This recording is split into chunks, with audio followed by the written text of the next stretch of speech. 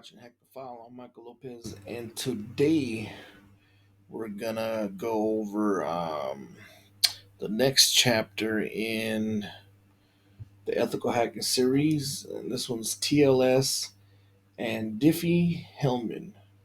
I have no idea what that is, but we're gonna learn it today. Enjoy. All right. So TLS and Diffie Hellman. I know what TLS is. I don't know what Diffie Hellman is. So let's go ahead and get into this. Man, my mic is tripping. All right. The world is a dangerous place to live, not because of people who are evil, but because of the people who don't do anything about it. Albert Einstein. In chapter 4, you use the TCP and UDP sockets to send data between machines on the internet. But as you observe, the data sent through these sockets wasn't encrypted. So anybody who captured it could read it. To communicate securely, you must encrypt data before sending it. Figuring out how to do this effectively proves challenging to the security community. At first, because asymmetric cryptography techniques are too slow to encrypt, and a stream of data without causing lags. So, too slow to encrypt a stream of data without causing lags. Efficient encryption requires both parties to set up a shared symmetric key, which is used to encrypt traffic with less overhead. The Transport Layer Security (TLS) protocol uses asymmetric cryptography techniques to set up this shared symmetric key. TLS is used in all sorts of applications that require secure communications, such as apps to control military drones or transmit large bank transactions. These days, most websites use HTTPS to secure their communication, and HTTPS depends on TLS. In this chapter, you'll learn how TLS communications work and how the Diffie-Hellman key exchange algorithm generates the keys required for it. Then you'll write a Python program that uses TLS to establish a secure communication channel. We'll conclude by discussing how an attacker might decrypt and encrypt an encrypted channel. Okay, hold on. Then you'll write a Python program that uses TLS to establish a secure communication channel. We'll conclude by discussing how an attacker might decrypt and encrypt the channel. Huh. Transport layer security. Recall from chapter 5, the symmetric key cryptography uses a single key to both encrypt and decrypt a file. This technique is fast, but it has a downside. Both parties must share the key somehow. On the other hand, asymmetric key cryptography relies on a public private key pair to send a message, meaning that it doesn't have this limitation. Using both techniques, TLS establishes an encrypted communication channel between two parties. To set up their encrypted channel, the two parties must exchange only two messages. Figure 6.1 shows a simplified overview of the process for TLS. Currently, most secure version, TLS 1.3. So here's your client, calculated shared key, company server, calculated shared key, client, hello, client, public key, share not. So the client shared it. Then the server said, hello, server, public key, share not. Sends it back. Encrypted data, sends it back. Encrypted data. Simple enough. The client starts the connection by sending a client hello message, which contains the client's public key, share, and nonce. The server then combines the private key with the client's public key, shared, to communicate a new symmetric key. The server can now use this symmetric key to encrypt and decrypt future messages. However, the server still needs to share some information with the client so that the client can also calculate the same symmetric key. To do this, the server sends a server hello message that contains an unencrypted copy of the server's public key, share, and nonce. The client then combines the private key with the server's public key, share, to calculate the same symmetric key, which it will use to encrypt and decrypt all future messages. Voila! Now the client and server both have calculated the same symmetric key without directly sending the key. How is this possible? They both combined different pieces of information but still calculated the same key. In this chapter, I'll talk about the algorithm that makes this possible. Because the server knows that the client will be able to decrypt information after it receives the server's public key, share, and nonce. The server will also include some encrypted information about the server's identity, its certificate, and the proof of the message authenticity. Let's delve into TLS further by exploring how the client proves the message authenticity. Message authenticity. Encryption prevents hackers from deciphering messages, but it doesn't prevent tampering. In a public network, a hacker can alter a decrypted message by changing bits in the encrypted message. Figure 6.2 shows how modifying an encrypted message can change the decryption outcome. So here's A, here's your key equals this.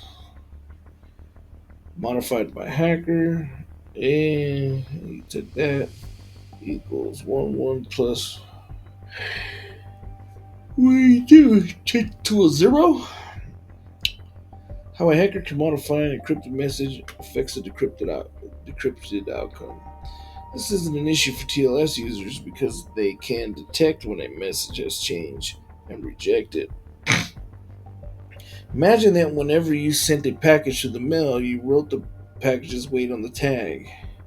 A receipt could verify the package by comparing its weight to the one listed on the tag. If the weight matches, the recipient can be confident that nothing has added or removed.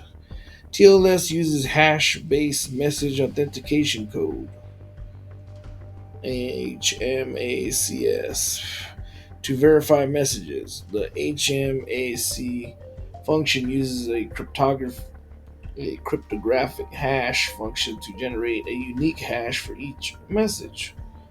A hash function creates the same fixed length string when given the same input. Okay, hold on. Uses a cryptographic hash function to generate a unique hash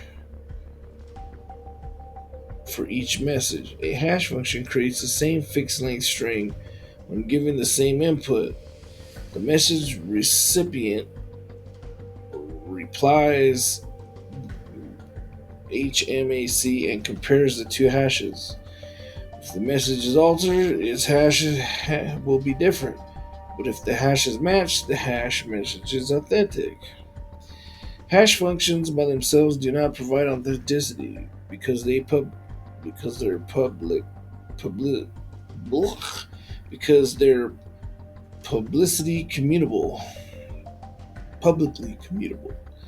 A hacker could modify a message and recompute its hash. To ensure that the hash was generated by a trusted party, it must be combined with the shared symmetric key computed during the key exchange. This signed hash is called a message authentication code. Following is the equation for the HMAC function. Now, I really don't care about these equations because I'm not a mathematician. Here, K represents the shared symmetric key and M represents the encrypted message key. I'm going to skip this part. Well, maybe not.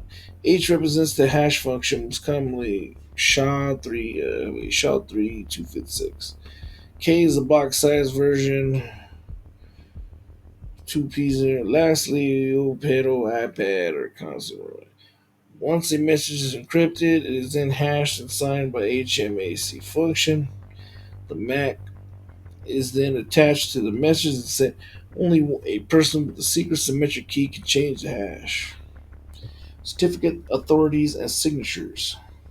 A hacker can pretend to be a machine on the network. So, how can Bob be confident he is communicating with Alice? At the beginning of the TLS handshake, Alice provides Bob with her certificate, a digital document that proves Alice owns the public key she provided. Bob validates Alice's certificate by checking its signature using the signature verification algorithm. Signature creation and verification process. So, Alice encrypted message SHA hash encrypted with the key to the signature hash. And Bob gets an encrypted message. He's got the hash. SHA hash verified if hashes match. So this hash, if her original hash matches his hash, that's this hash, or whatever hashes, we're doing the hash comparison. You could use the RSA algorithm discussed in Chapter 5 to create a signature algorithm. To sign a certificate message, M first must compute a hash with the SHA-6 and then encrypt it. The result with a private key, SK, which stands for secret key. The resulting ciphertext represents your signature. Verify the certificate or message, M, by using the public key. To decrypt the signature is valid. Figure 6.3 shows an overview of the process of signing a message that Alice sends to Bob. Certificate authorities. For a certificate to be valid, the Internet's trusted public key infrastructure, PKI, must have signed it. The PKI is a collection of secure servers that sign and store certified copies of certificates. Alice pays to register her certificate with an Intermediate Certificate Authority, ICA. So Bob can verify Alice's certificate during the TLS handshake. How does Bob know that he can trust the ICA? Bob's browser has been pre-programmed with the ICA's public key, so trust messages are signed from the ICA's private key. Figure 6.4 shows an overview of the certificate validation process. Alice.org, register public key certificate, ICA, that was public key, hash certificate encrypted. Decrypt the hash using ICA's public key and compares its hash to its own. Bob gets it, requested Alice.org certificate. He's going to request that and say, all right, yep. Alice's certificate contains her public key and an ICA signed hash of the certificate.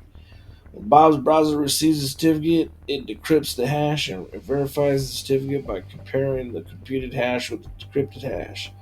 Browsers sometimes receive a certificate from the ICA whose public key they haven't stored.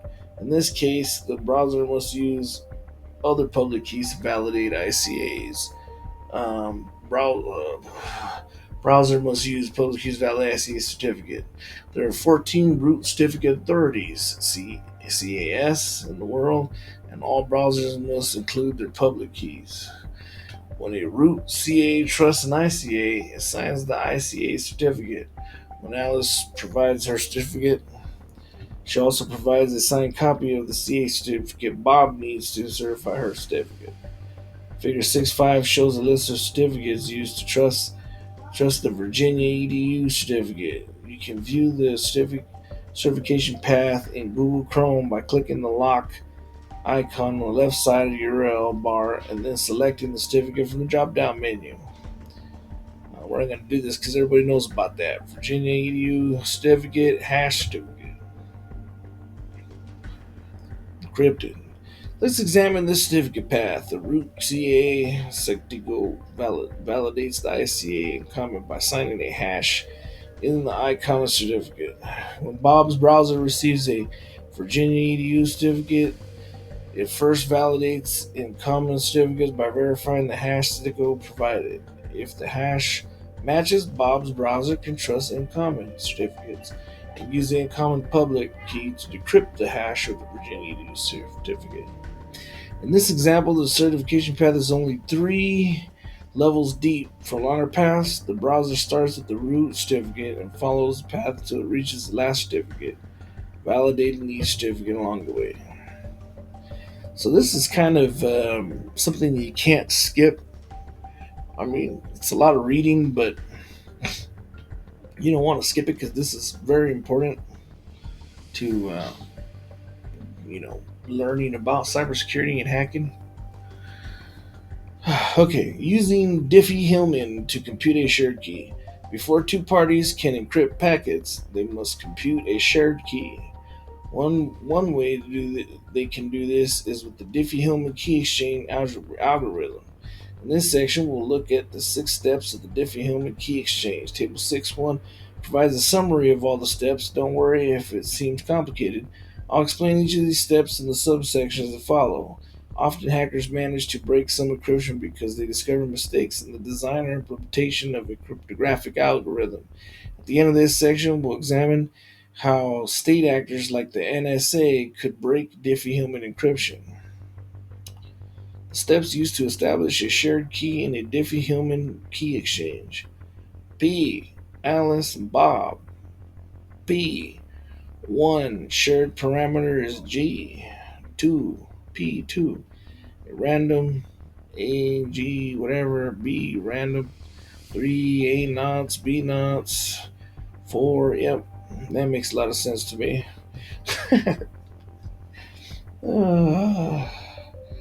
And then back and forth, and boom, there you go. Step 1, generating a shared parameter.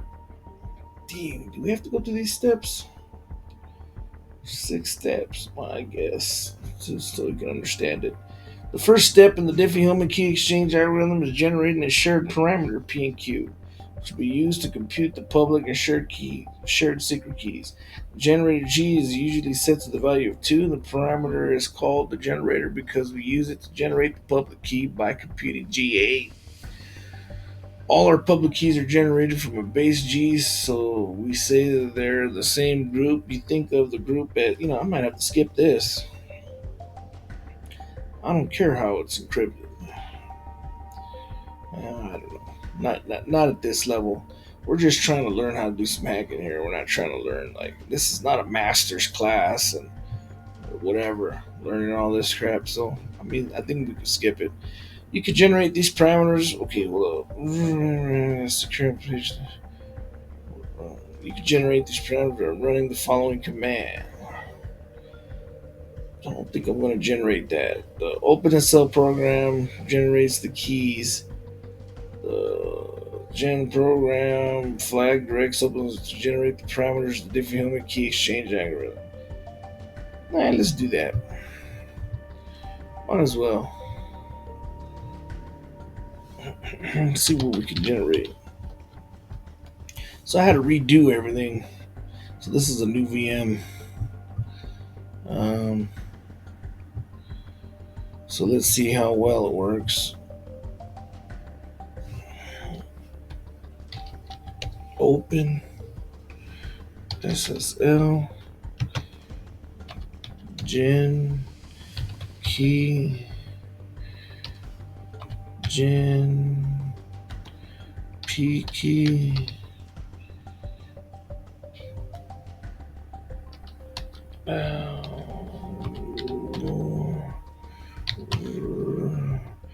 rhythm DH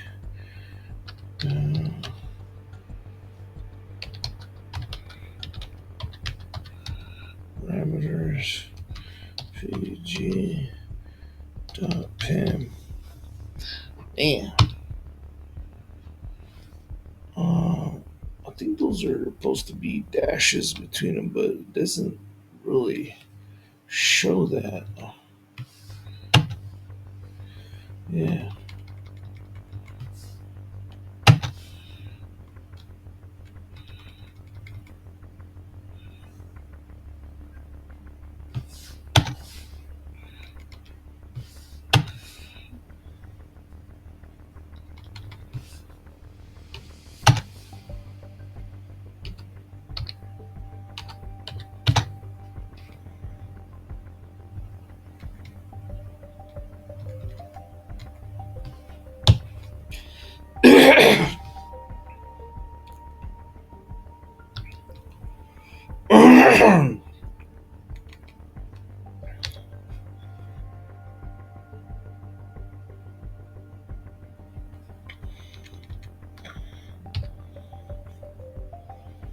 Gen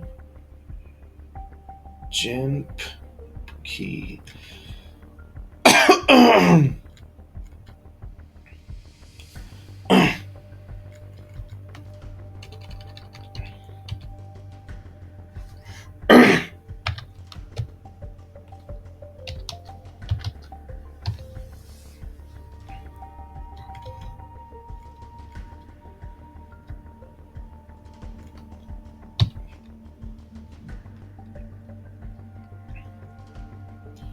Gen P key.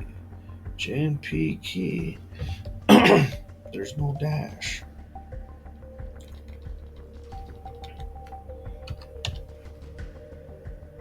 Man, it just generated a key. The OpenSSL program Gen P key generates the keys. The gen param and the algorithm DH flag direct OpenSSL to generate the param for the Diffie Hellman key exchange algorithm, and the out flag specifies the name of the output. In this case, it's parameter gpam. Once you generate the parameters, you can view them by running the following command. Wow, it's gonna take a minute to run. Oh man, I hope my laptop doesn't freeze. Well, it sounds like it's running a lot of CPU. Let me see how much it's running. Let's see how much it's running.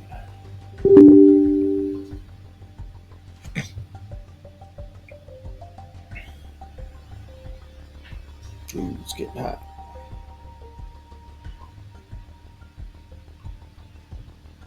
Am I supposed to let this run? Done.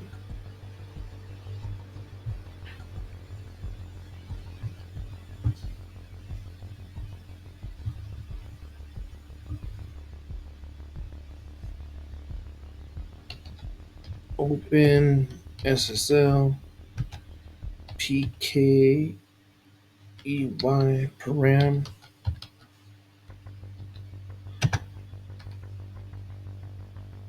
and parameters pg.pam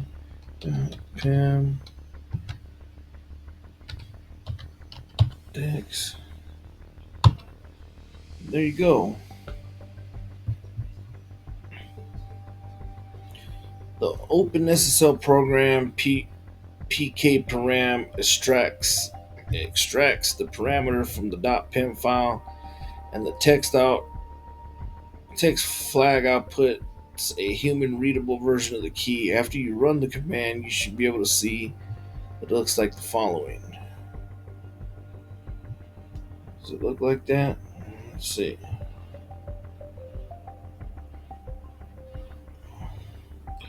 Does begin DH parameters and DH parameters. Let's see. DH parameters. Looks like that. Begin DH parameters. Yeah. So it's this one now. Not bad. The top section shows the base 64 encoded parameters.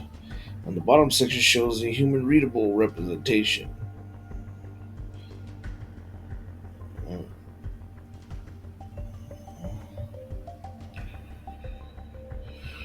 So here's the base 64. Here's the human readable. Is that what that is?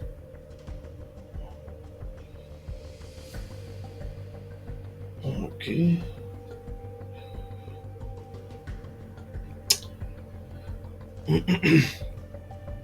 Generating the public private key pair. Before Alice and Bob can generate their public keys, they must each randomly select a number to serve as their private key. Alice and Bob then calculate their public keys by respectively computing a GA squared, GB squared, where A and B represent their respective private keys. The NSA recommends using keys that are 3072 bits or larger. However, selecting keys longer than 3072 bits may be inconvenient because longer keys take more time to generate. For example, it takes a standard desktop machine more than 7 hours to generate a 6001 44-bit RSA key. Thus, OpenSSL defaults to key sizes to 2048 bits. Table 6.2 illustrates this key generating process.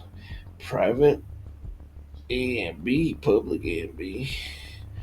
Alice is random value, B equals random value, and then here we go. We can generate Alice's public private key pair by running this. Let's go ahead and run that. We got to do these because we're not output into a file.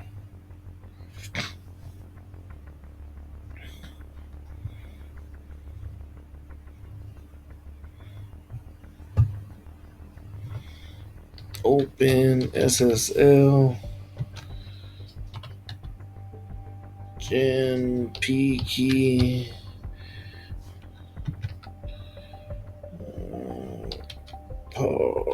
RAM file Parasm RAM file parameters pg .pem out Alice public key pair pin. Now we're creating the file, right? I wonder where that's going. Where am I opening this at? Home, right? The param file flag instructs OpenSSL to use the parameters in the file parameters pg.pem and gen p key to generate a new public private key. When you generate the key pair, you can view it by running this command. Open SSL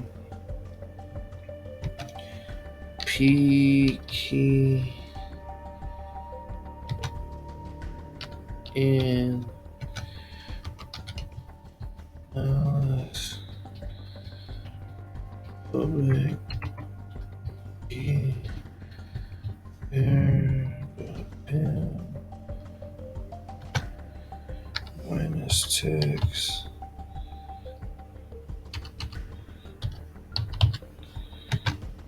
minus n o no out.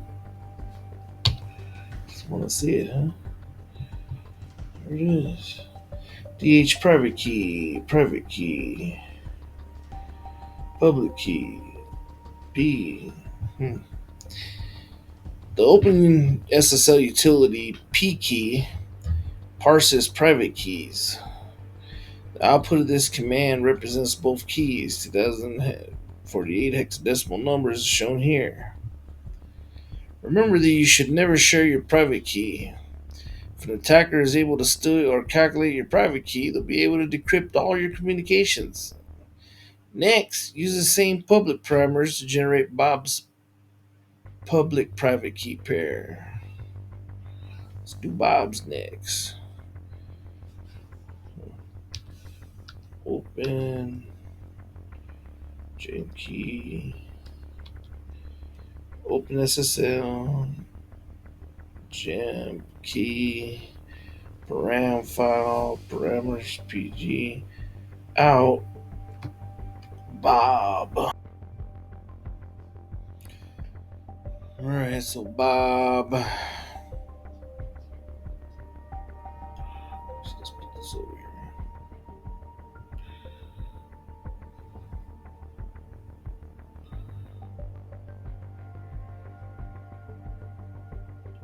Bob public private key pair dot pair.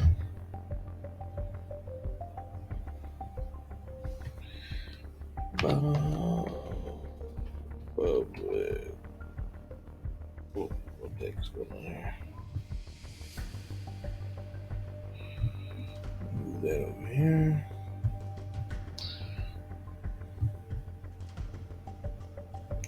Hold up. Oh.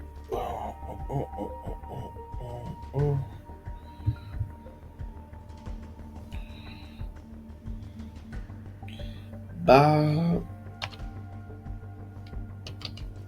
public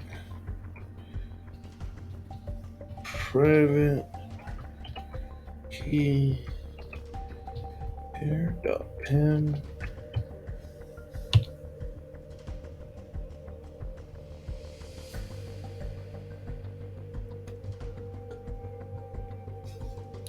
It is critical that Alice and Bob use the same parameters because they'll calculate different secret keys if they don't.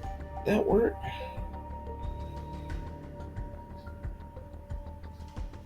Bob public private key pair dot pin. Alright. And it's gonna be in my home, I bet. Why can't a hacker calculate the private key? You might be wondering why hackers couldn't use the public parameter G and public key A to calculate Alice's private key. For example, it would seem that a hacker could calculate A by computing the discrete log base of G and the public key A like this.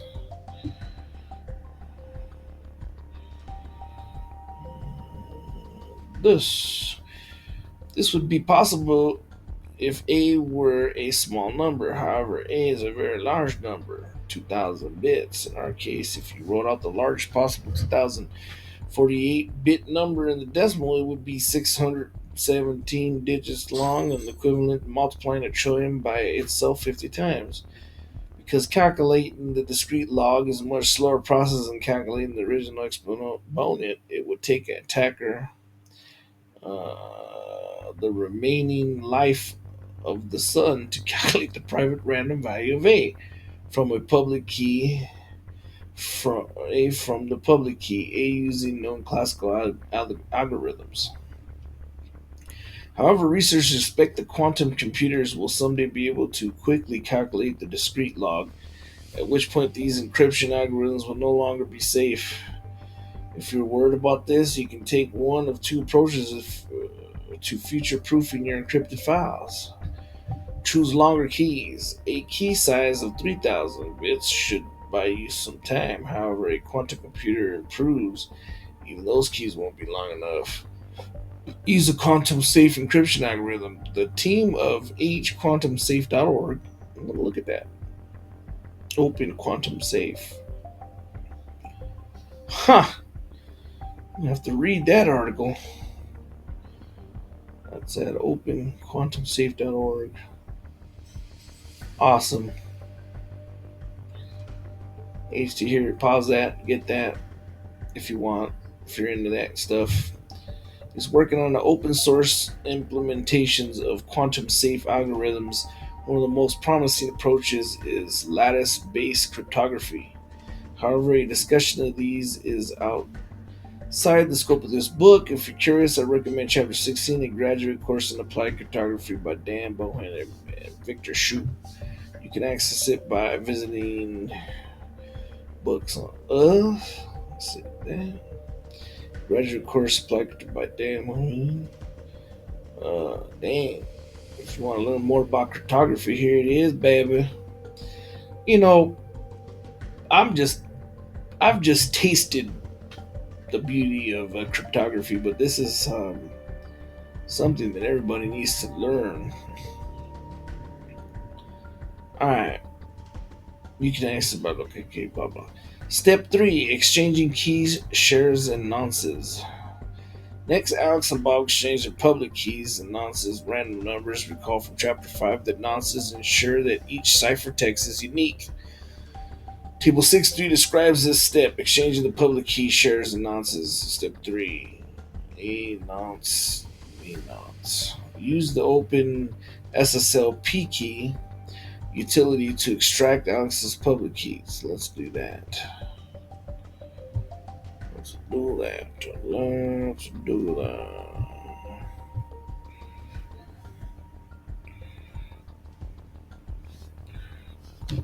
Open SSL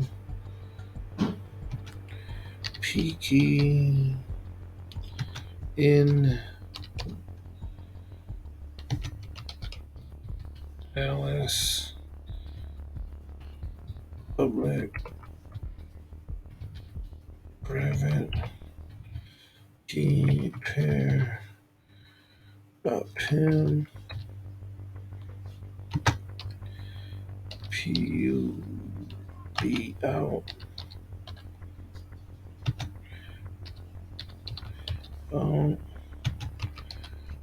Alice public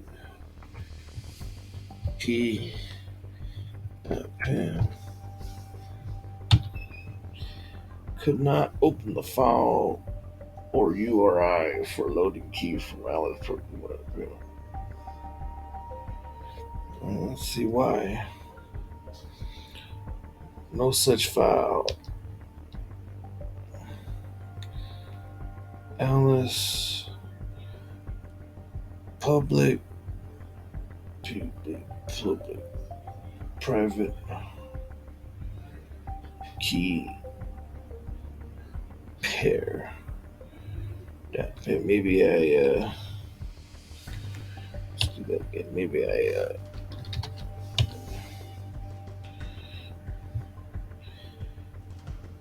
Alice public private key. Alice public key. I forgot the private.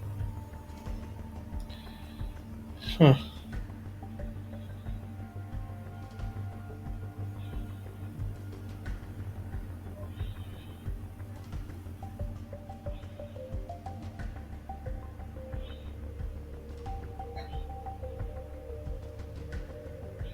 I think I forgot to put the private on this.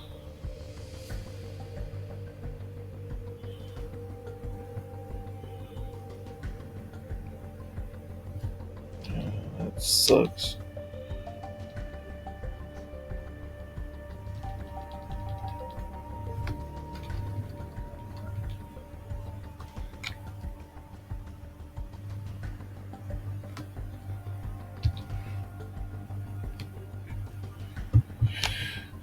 The PBR flag instructs open SSL. Hope I did that right, man.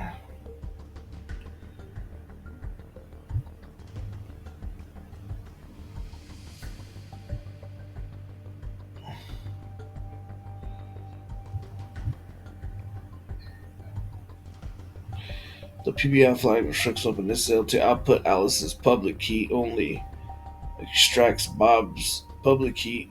Bob's using the same method.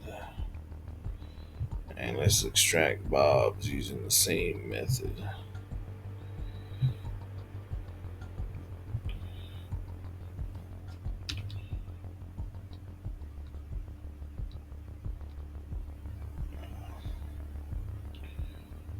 What the fudge? Oh, I was gonna say.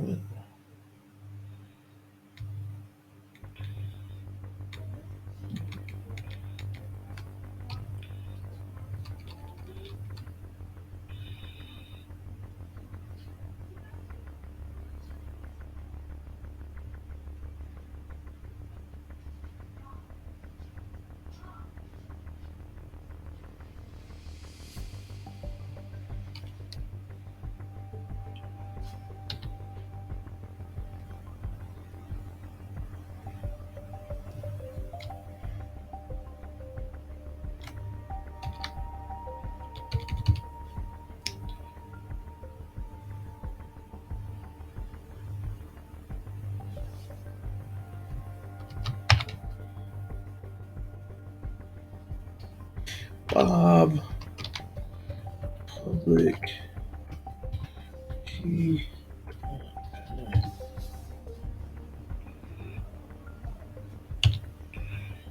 Okay, now let's open.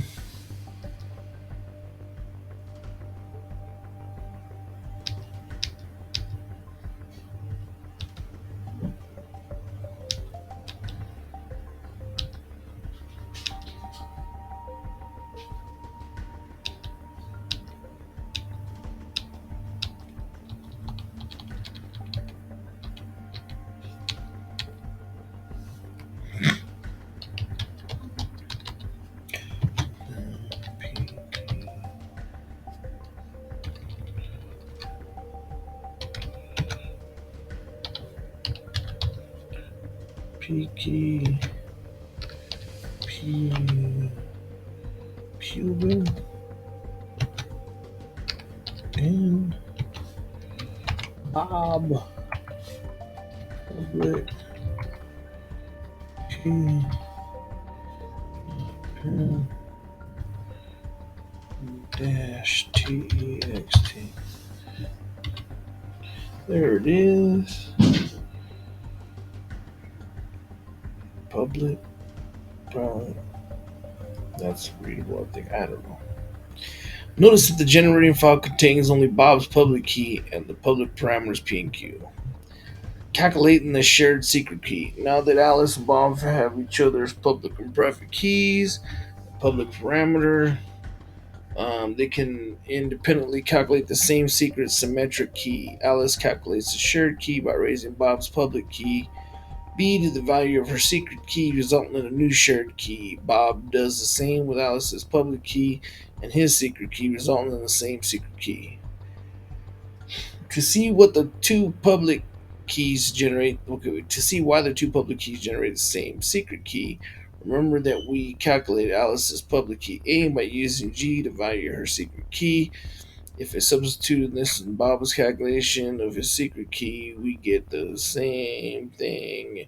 If you repeat this process for Alice, see that she calculates the same secret key. Alice, yeah. Now let's use the OpenSSL public key utility pkeyutil to derive Alice's shared secret key by using Bob's public key.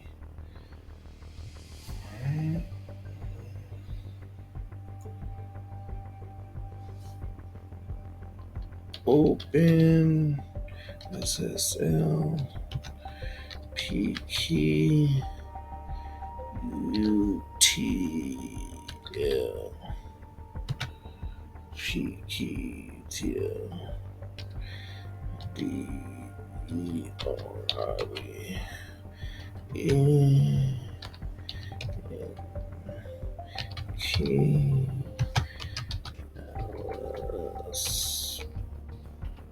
public key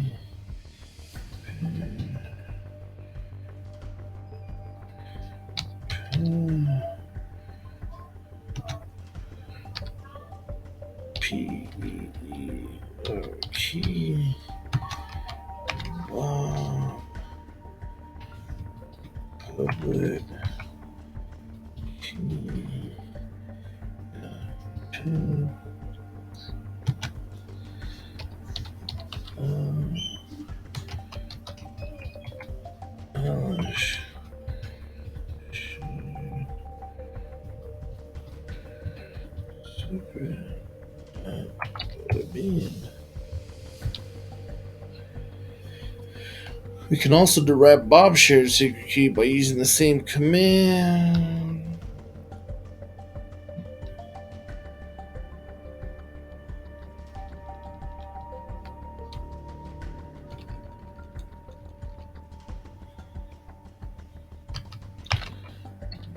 Bob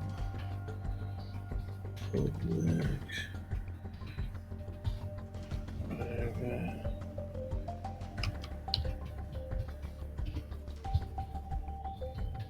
pen.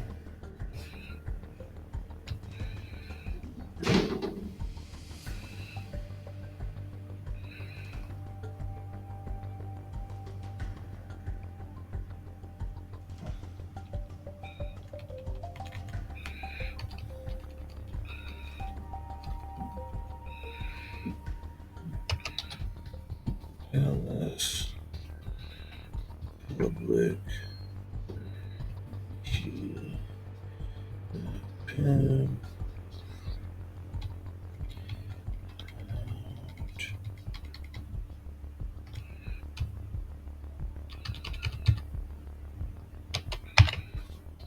Bob shared.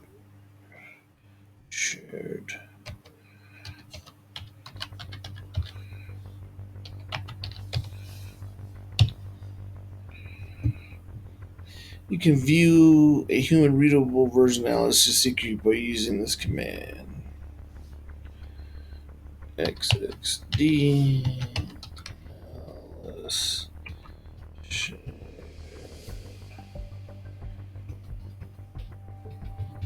secret.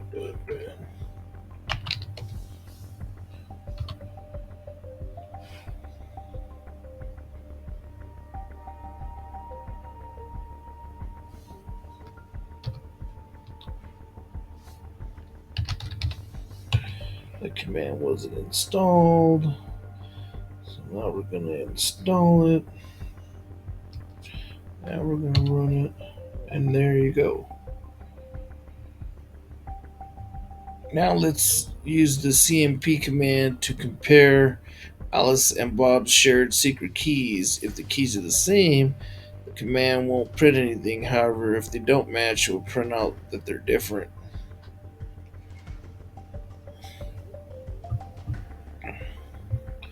So, CMP Alice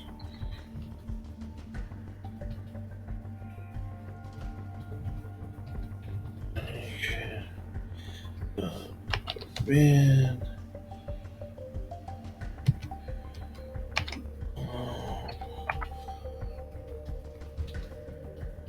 share secret bin. If everything worked correctly, you should receive no output. If they were different, then it would have said, man, these don't match. But we did everything correctly, and I did all that from freehand. That's awesome. Alright, let's see. I want to get through this chapter because there's some good hash cracking chapters coming up. Key derivation. Key derivation. Derivation. Gosh. Although we now have a shared key, we can't use it directly because it is in the wrong form. The shared key is a number, but block ciphers require a unique random string. Thus, we must use the HKDF key derivation function to derive a uniform random string from the calculated number. The HKDF function uses the shared key and both nonces to generate a final symmetric key. K equals HKDF S nonce. Table 6.5 shows how both parties convert the shared number key by using the HKDF key derivation function. converting S into key into a key using the HKDF key derivation function. K equals HKDF nonce key. Okay. Let's use a key derivation function to derive a key and encrypt a file. Instead of using HKDF, we will use the PBKDF2 function supported by OpenSSL. Let's use this key derivation to to derive a key and encrypt a file. Instead of using HTML, let's use the PK. Okay, let's see. So open SSL ENC AES 256 CTR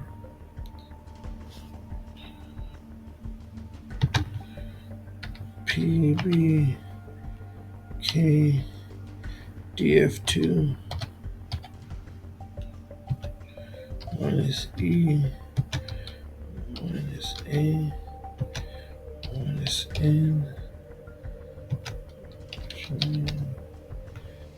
dot txt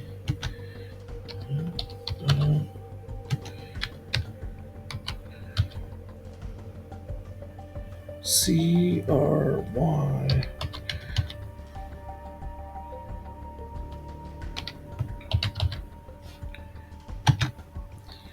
pass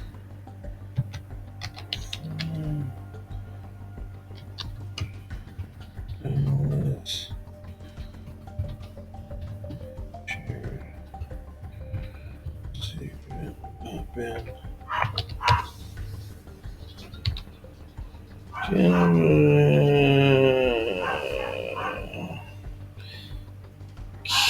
can't open plain.txt for reading. No such file.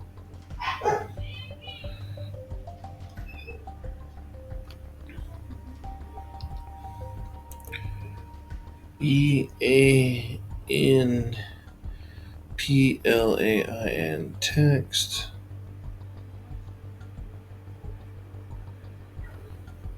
Oh, encrypted text.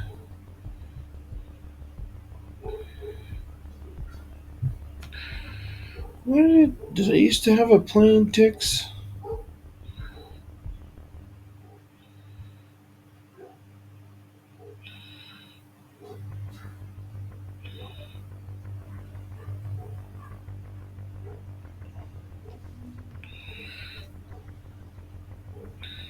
PLAN dot text.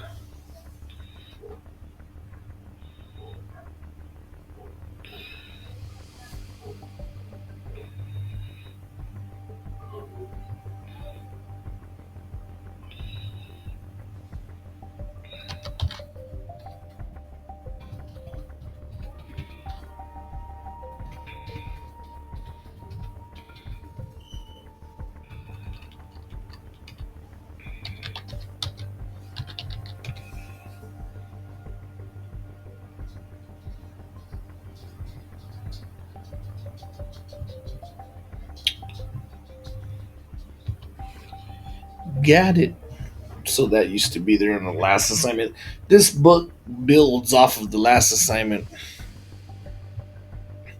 So I might have to go back and do some stuff if I missed it because this is a new VM.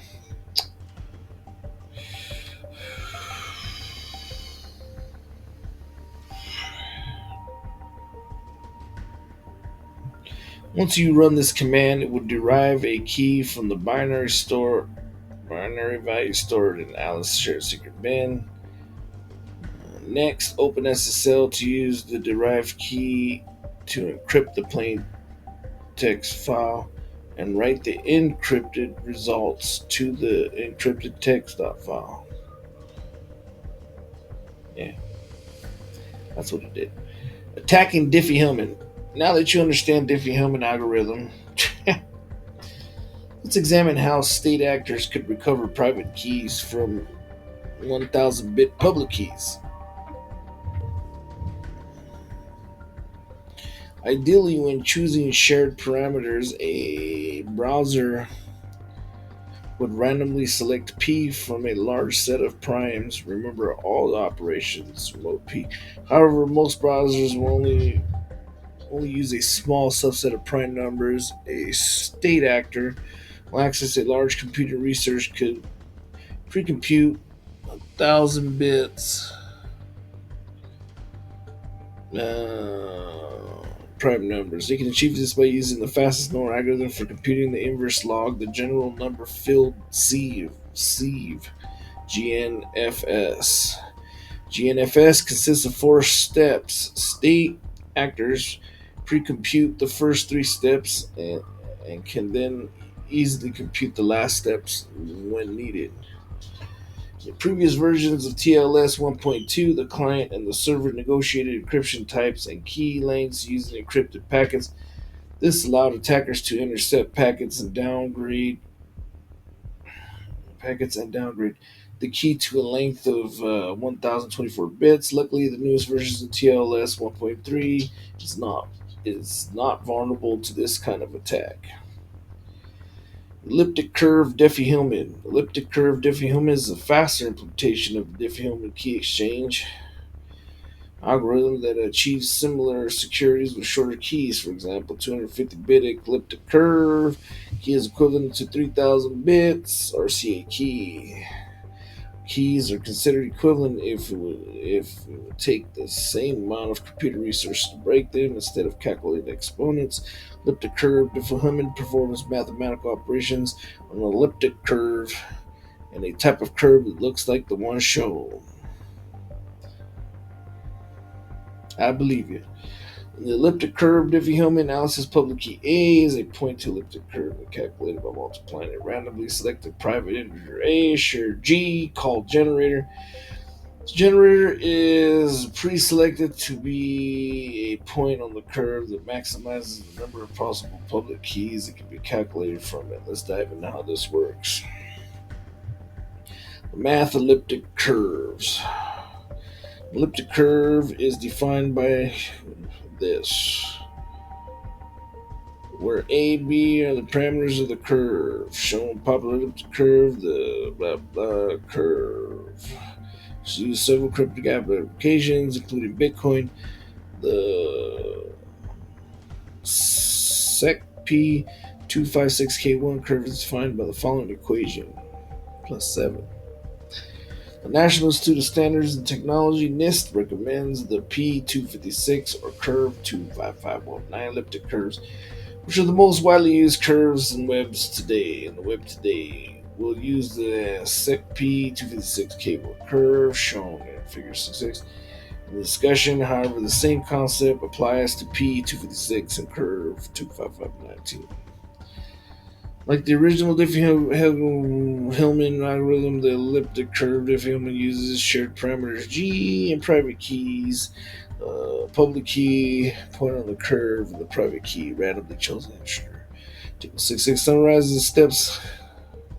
Hellman exchange algorithm.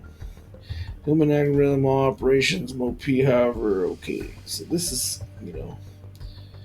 cool how to know how this works, but I just want to know how to hack some stuff. I'm not getting deep into all this, and it's good to know about it. It's good to know how it works somewhat, but yeah. Notice that these steps are similar to those of the original Diffie-Hellman algorithm for the reason I won't walk through them in detail. However, note the elliptical curve Diffie uses multiplication of points on the elliptic curve instead of exponentation to generating key pairs. The double and add algorithm. Unless you've worked in elliptic curves before, you're probably not sure what it means to perform mathematical operations on the point of a curve. For example, what does it mean to multiply G by an integer A? Multiplying G by an integer 4 is equivalent to adding the point to itself 3 times. adding a point G, X, Y to itself is geometrically equivalent to taking a tangent of the point and reflecting the intersection. Alright, we don't need to know that crap. The more efficient. When Alice computes her public key, she sends Bob and includes it nonce, but Bob does the same. Alright. Why can't hackers use G and X to calculate the private key? Again, you might be wondering why can't hackers do this. Now let's use the secure socket layer. Oh, wait, hold on. Writing TLS sockets. Now let's use the secure socket layer, SSL, library to implement a secure socket in Python. We'll use the Python with the syntax like we did in chapter 5 to help manage our socket resource. To encrypt our socket, we'll use the AES GCM Gauss counter mode cipher block cipher. AES GCM combines the ideas of message authentication with the counter mode block cipher introduced in chapter 5 to provide confidentiality and message integrity. Consider an example of encrypting a TCP packet. We want to encrypt the packet's contents, but routers need the packet's IP addresses, so we want to ensure that the information remains unchanged. Therefore, we need integrity checks for both the encrypted and unencrypted parts of the packet. We call this approach authenticated encryption with associated data, and AES GCM supports it. Let's begin by writing a secured client socket. The secure client socket. Let's implement the client socket, which will establish a secure connection to the server that will implement in the next subsection. Wait, hold on. Let's implement the client socket. Secure client socket, which will establish a secure connection to the server that will implement in the next subsection. Create a new file called securesocket.py and copy the following code into it. So, like I said, we're going to go to the website.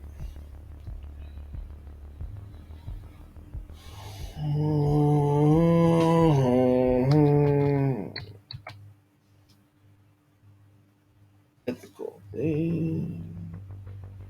Gonna go by chapter. We're in chapter what? 5?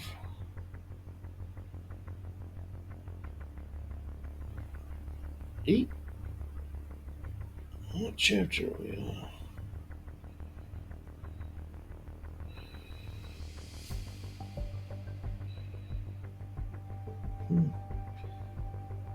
Chapter 2. Chapter 4. Chapter 5. What chapter are we on?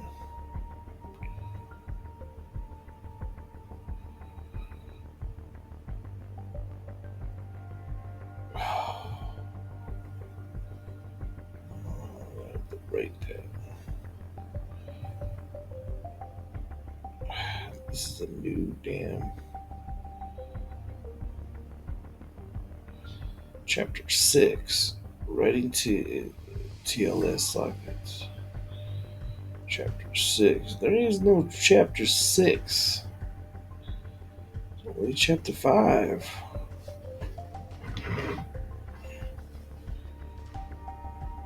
And then chapter 8. Oh, I don't want to write that. Oh, man. Can I copy from here? Oh, I can. No, I can't.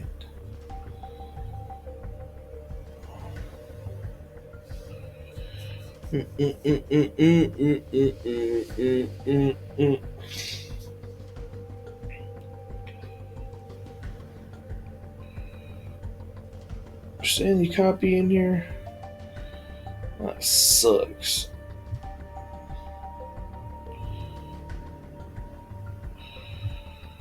does it say? Mm, mm, mm, mm.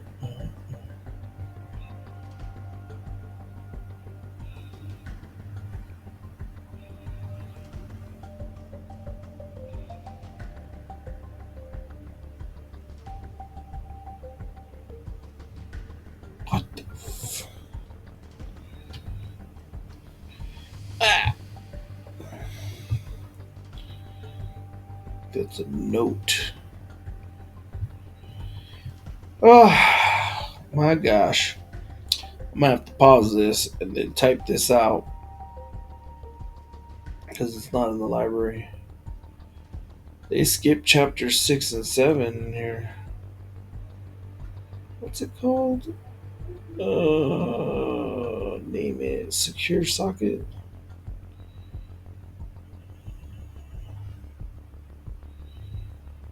App detector, ARP detector, bot, shell. Scan. 6, 7, 8, 9, 10, 11, 12. Alright, so what am I gonna do? I can't copy this.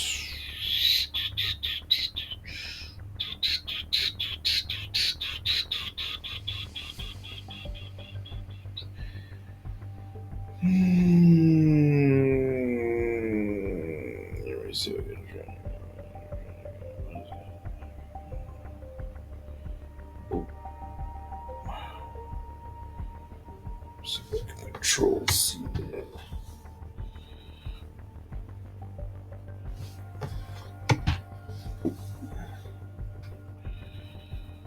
Oh, control C didn't work. I'd like to take a picture of it. See what else. Alright, we might have to skip this because I have to type this in. And that's going to take forever.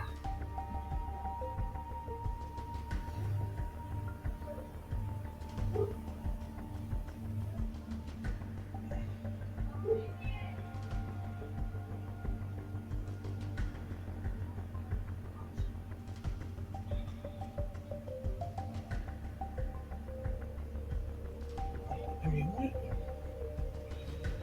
Why does it want to create a secure socket, anyways?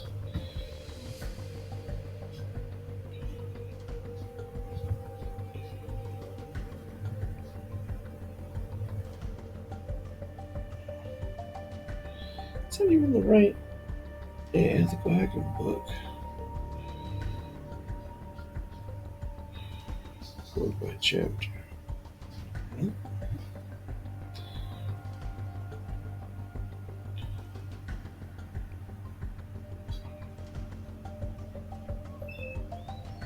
Shoot. No, chapter 6. That's odd. Secure socket. Did we do that already in one of these? I thought we did. We didn't. This means the only client. Where. Might have to skip these two doing this stuff on these chapters. Just read them.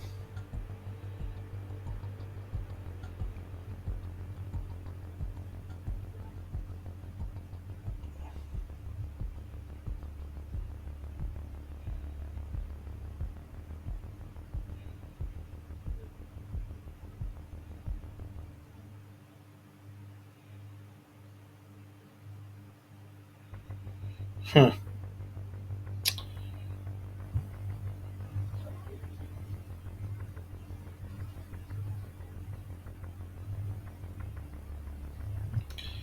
Yeah, we might have to skip these because we can't even do them. Oh, add encryption to your ransomware. Awesome.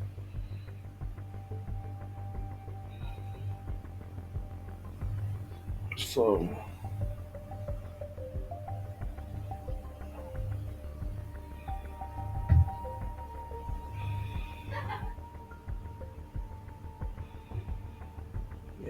have to skip these because I'm not going to write them. Anyways, that was a cool little chapter. What we can do is, all this is doing is you're creating a little secure server socket, and you're gonna decrypt and encrypt and decrypt the message, right? Um, this one's cool because this one adds on to the last project. We're gonna encrypt it, so we're gonna have to come back to this. But these I'm gonna have to type in, and I don't want to do that, so we might not even do that. If not, that was a fun little chapter to read, right? We learned a lot. We didn't get to do any much practical stuff. We learned the commands and or whatnot of how to encrypt um, with the Hellman, whatever it's called, algorithm, and how to decrypt it, how to make a private key. So at least we know how to do that. And later on in the chapters, I'm sure it's going to have us use those same um, private and public keys for Bob and Alice. So, I mean, the main thing was created. We didn't get to run any exercises on this one, but I mean, the main commands of this chapter worked. Like I said, sometimes I won't do the exercises anyways, so these are basically the exercises um, that they wanted us to do. And I'm not going to do them because I have to type in those Python codes, programs to do it, and it's going to take forever. They don't have the code here, right? So that's not going to happen. I'll be here all day I'll be here for at least 4 hours trying to get those suckers to work. Um, so yeah, that was that video, and I had a blast. I don't know about you guys, but I love reading this out loud and learning. And I learned a lot from that chapter that I didn't know. Made me all the better when it comes to the knowledge of hacking or whatever I need to do, pen test or whatever. All right, so this was Hack the File. I hope you enjoyed it. This is kind of a long one, but I mean, these videos are all going to be long now because I want to hurry up and try to get to all the really, really fun stuff. I mean, this is all really fun, but I want to get to stuff like, this social engineering is awesome. This next video is going to be awesome. Um, we're getting into, phishing attacks and faking emails and all that stuff. That's some really good stuff. And scanning targets, Google dorking, fuzzing, and you know, let me see, hiding an implant. What is that? Invading antivirus by using encoders. This is a good one right here. This is one of my fans has been waiting for, chapter 10. So we got a little bit way to go. I mean, but like I said, I'm gonna make longer videos and short videos sometimes, but mainly longer. Stealing and cracking passwords. This is gonna be a fun one. So I can't wait to get to these different chapters, and some of these are gonna be like this video. They're gonna be long and just tedious, but it's okay. You know what I mean? It's all the better for learning. So, all right, that was Hack the File, and I'll see you next time.